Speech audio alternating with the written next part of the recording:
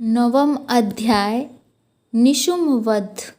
मैं अर्धनारेश्वरी के श्री विग्रह की निरंतर शरण लेता हूँ।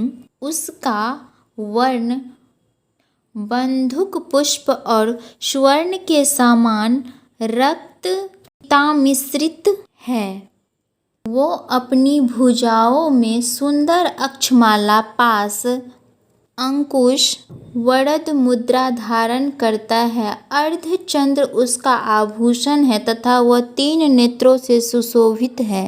राजा ने कहा, भगवान, आपने रक्तबीज के वध से संबंध रखने वाला देवी चरित्र का यह अद्भुत महत्व मुझे बतलाया। अब रक्तबीज के मारे जाने पर अत्यंत क्रोध में भरे हुए शुभ और निशुभ जो कर्म किया वो मैं सुनना चाहता हूँ। ऋषि कहते हैं, राजन, युद्ध में रक्तबीज तथा अन्य दैत्यों के मारे जाने पर शुंभ और निशुंभ के क्रोध की सीमा न रही। अपनी विशाल सेना इस प्रकार मारी जाती देख निशुंभ हर्ष अमर्ष में भरकर देवी की ओर दौड़ा। उसके साथ असुर की प्रधान सेना थी। उसके आगे पीछे तथा पार्श्व भाग में बड़े बड़े असुर थे जो क्रोध से ओठ चबाते हुए देवी को मार डालने के लिए आए। महापराक्रमी शुंभ भी अपनी सेना के साथ मातृगणों से युद्ध करके क्रोधवश चंडिका को मारने के लिए आ पहुंचा। तब देवी के साथ शुंभ और निशुंभ घोर संग्राम छिड़ गया। वे दोनों दैत्य मेघा की भांति वानों की भयंकर विष्ट करते रहे थे। उन दोनों के चलाए हुए वान को चंडिका ने और अपने वानों के समूह से तुरंत काट डाला और सहस्त्र समूहों की वर्षा करके उन दोनों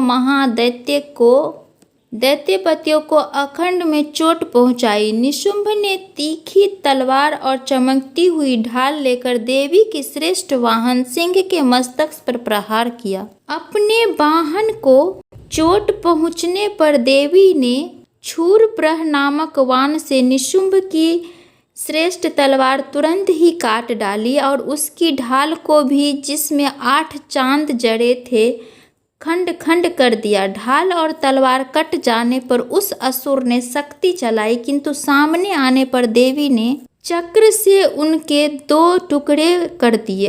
अब तो निशुंभ क्रोध से जल उठा और उस दानव ने देवी को मारने के लिए शूल उठाया, किंतु देवी ने समीप आने पर उसे भी मुक्के से मारकर चूर्ण कर दिया। तब उसने गदा घुमाकर चंडी के ऊपर चलाई, परंतु वह भी देवी के त्रिशूल से कटकर भस्म हो गई। तदंतर दैत्यराज निशुंभ को फरसा हाथ में लेकर आते देख देवी ने वान समूह से घायल कर धरती पर सुला दिया। उस भयंकर पराक्रमी भाई निशुंभ के धराशायी हो जाने पर शुंभ को बड़ा क्रोध आया और अंबिका का वध करने के लिए वह आगे बढ़ा। रथ पर बैठे बैठे ही उत्तम आयुधों से सुशोभित अपनी बड़ी बड़ी 8 अनुपम भुजाओं से समुचे आकाश को ढककर वह उदययुक्त शोभा पाने लगा। उसे आते देख देवी ने शंख बजाया और धनुष की प्रत्यंचा का भी अत्यंत दुस्सहस शब्द किया। साथ ही अपने घंटे की शब्द से, जो समस्त दैत्य सैनिकों का तेज नष्ट करने वाला था, संपूर्ण दिशाओं को व्याप्त कर दिया। तदंतर सिंह ने भी अपनी दहाड़ से, जिसे सुनकर बड़े बड़े गजराजों को महान पद दूर हो जाता था, आकाश, पृथ्वी और 10 दिशाओं की गुंजा दिया। फिर काली ने आकाश में उछलकर अपने दोनों हाथ से पृथ्वी पर आघात किया। उससे ऐसा भयंकर शब्द हुआ जिससे पहले के सभी शब्द शांत हो गए। तत्पश्चात शिवदूती ने दैत्यों के लिए अमंगलजनक अट्टहास किया। इन शब्द को सुनकर समस्त असुर थरथरा उठे, किंतु शुंभ को बड़ा क्रोध हुआ। उस समय देवी ने जब शुंभ को लक्ष्य करके कहा, ओ दुरात्मन, खड़ा रह, खड़ा रह। तभी आकाश में खड़े हुए देवता बोले, जय हो, जय हो। शुंभ ने वहां आकर ज्वालाओं से युक्त अत्यंत भयानक शक्ति चलाई। अग्निमय पर्वत के समान आती हुई उस शक्ति को देवी ने बड़े भारी लुके से दूर हटा दिया। उस समय शुंभ के सिंहनाद से तीनों लोक गूंज उठे। राजन, उसकी प्रतिध्वनि से वज्रपात के समान भयानक शब्द हुआ, जिससे अन्य सब शब्द को जीत लिया।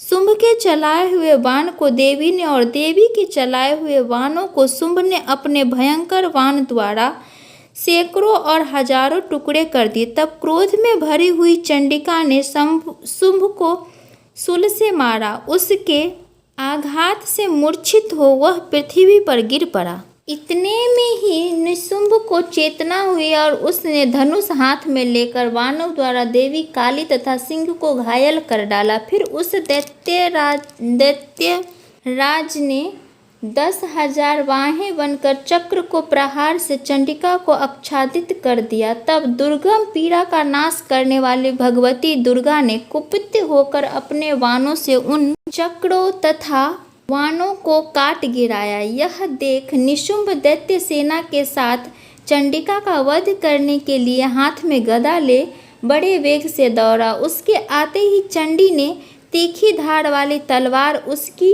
गदा को शीघ्र ही काट डाला। तब उसने शूल हाथ में ले लिया।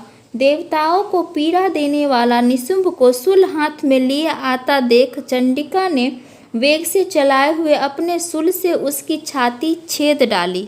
शूल से विदीर्ण हो जाने पर उसकी छाती से एक दूसरा महाबली एवं महापराक्रमी पुरुष खरी रह कहता हुआ निकला। उस निकलते हुए पुरुष की बात सुनकर देवी ठहाकर हंस पड़ी और खड्ग से उन्होंने उसका मस्तक काट डाला। फिर तो वह पृथ्वी पर गिर पड़ा। तदंतर सिंह अपनी दाढ़ों से असुर की गर्दन कुचल कर खाने लगा। यह बड़ा भयंकर दृश्य था।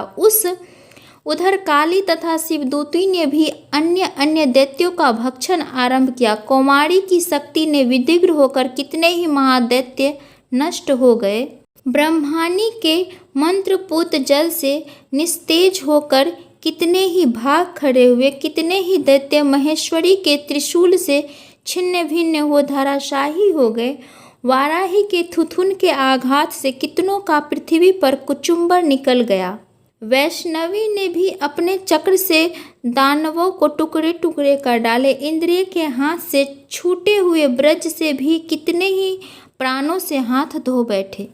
कुछ असुर नष्ट हो गए, कुछ उस महायुद्ध से भाग गए तथा कितने ही काली शिवदूती तथा सिंह के ग्रास बन गए। इस प्रकार श्री मार्तंडेय पुराण में स्वर्णिम मनवस्तर की कथा के अंतर्गत देवी महात्म्य निशुंभ वध नामक 9वां अध्याय पूरा हुआ। प्रेम से बोलिए सिद्धिदात्री माता रानी माँ की जय।